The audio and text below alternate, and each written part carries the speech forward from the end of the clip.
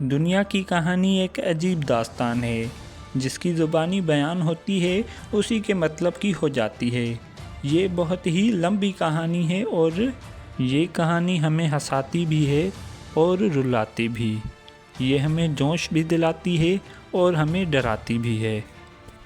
یہ انہی کہانیوں کی طرح ہیں جو رات کو سونے سے پہلے ضدی بچے ضد کرتے ہیں سننے کے لیے، لیکن سننے سے پہلے ہی سو جاتے ہیں۔ یہ کہانی کہاں سے بھی شروع نہیں ہوتی اور نہ ہی کہیں ختم ہوتی ہے۔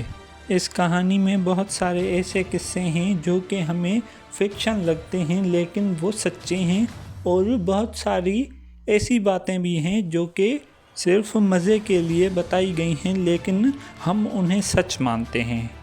یہ کہانی ہم میں سے ہر کسی کی جیون کتھا بھی ہو سکتی ہے اور ایک تماشا بھی، جس میں ہمیں لوگوں کی شکل صرف ایک جھلک میں نظر آتی ہے اور ہم ایسا بھی نہیں کہہ سکتے کہ ہم نے اسے دیکھا بھی ہے یا نہیں۔ تو میں اس کہانی کو کہاں سے شروع کروں جس کی کوئی شروعات ہی نہیں ہے، یا وہاں سے جہاں سے یہ دنیا بنی، یعنی کہ کب سے؟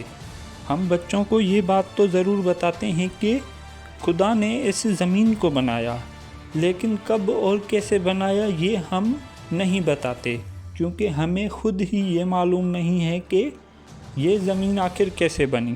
یہ سوال صدیوں پرانا ہے اور ہر زمانے کا انسان اس سوال کا جواب دینے کی کوشش کرتا ہے۔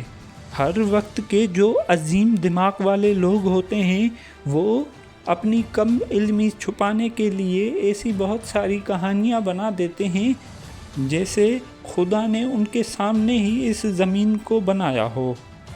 آج کے جدید سائنسی دور میں ہمیں یہ بتایا جاتا ہے کہ ہماری زمین سب سے پہلے ایک آگ کا گولا تھی جس میں آگ جلتی رہتی تھی۔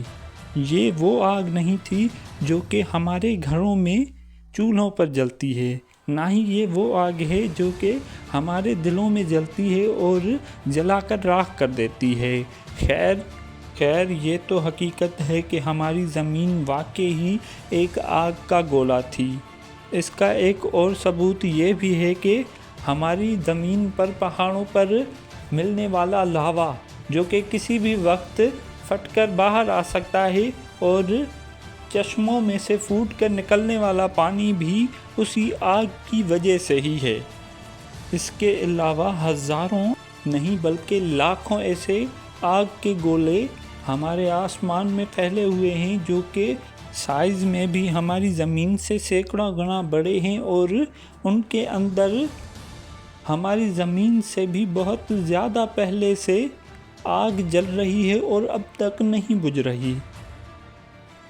یہ تو ہماری خوش نصیبی ہے کہ ہماری زمین ٹھنڈی ہو گئی اور ہمارے رہنے کے قابل ہو گئی،